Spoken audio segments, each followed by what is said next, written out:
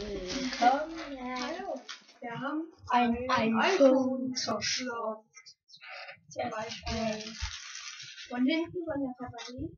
Ja, hier mit Platin. Das absolute Highlight eines Telefons.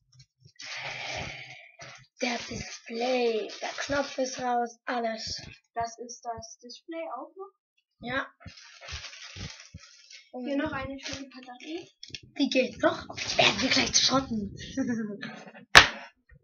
Und dann noch irgendwas, was ich jetzt nicht ganz genau Das ist, glaube ich, der Touchscreen. Und jetzt, was man... Das ist eine kleine Koffer, wo das alles speichert. Da ist die ganze Speicher. Das ist da, wo die Koffer drin ist. Gut. Und das ist nicht so viel. Und jetzt das Highlight.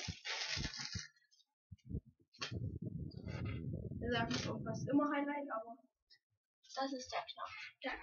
Der Knopf, der in diesem Display gehört. Seht ihr? Der Knopf. Der zerschrottet ist. Und jetzt mit Knopf. Der Knopf ist schwer einzulegen, aber er ist dran. Gut, das war's mit Zerschrotten eines iPhones. Tschüss.